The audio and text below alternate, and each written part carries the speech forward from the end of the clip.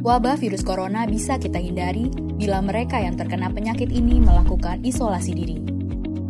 Tidak semua pasien corona harus dirawat di rumah sakit. Mereka yang tidak termasuk kelompok rentan cukup melakukan isolasi diri di rumah. Protokol isolasi diri sendiri dalam penanganan COVID-19. Mengapa orang yang diduga tertular COVID-19 diisolasi setidaknya 14 hari? Gejala COVID-19 biasanya muncul dalam rentang 1-14 hari berupa batuk, demam, atau sesak nafas.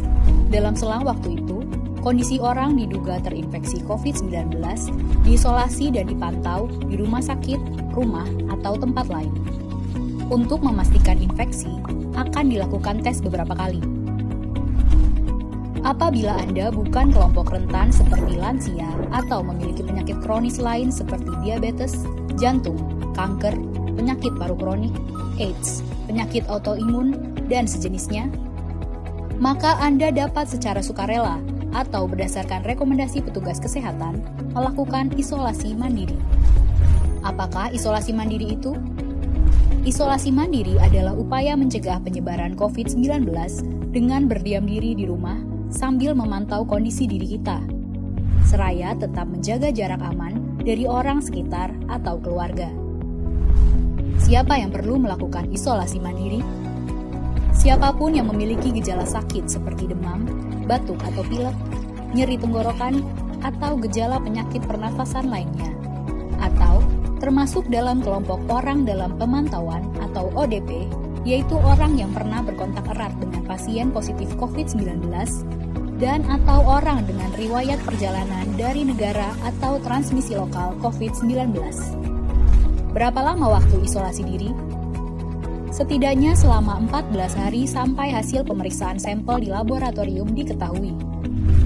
Apa yang perlu dilakukan saat isolasi mandiri? Tinggal di rumah dan jangan keluar, kecuali untuk mencari pertolongan medis. Sebisa mungkin, gunakan kamar terpisah dan selalu jaga jarak setidaknya 1 meter dari anggota keluarga lain. Selalu gunakan masker selama masa isolasi diri. Ganti masker secara rutin apabila basah atau kotor. Lakukan pengukuran suhu harian dan observasi gejala seperti batuk atau kesulitan bernafas. Hindari berbagi peralatan makan seperti piring, sendok, garpu, dan gelas, perlengkapan mandi seperti handuk atau sikat gigi, dan juga benda berbahan kain, misalnya pakaian atau selimut.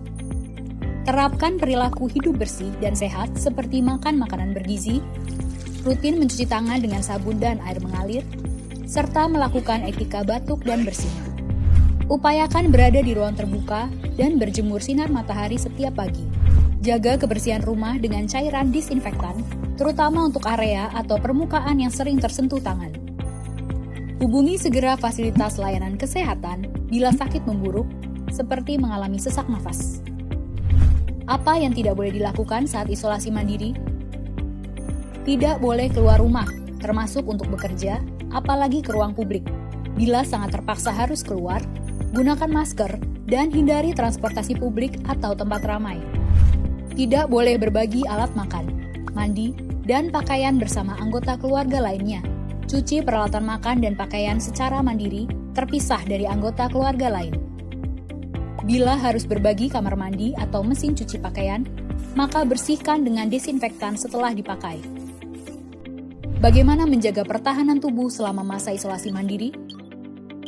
Tetap terapkan pola hidup sehat, antara lain dengan makan makanan bergizi seimbang, perbanyak buah dan sayur, istirahat yang cukup, lakukan olahraga ringan, dan hindari merokok atau minum alkohol.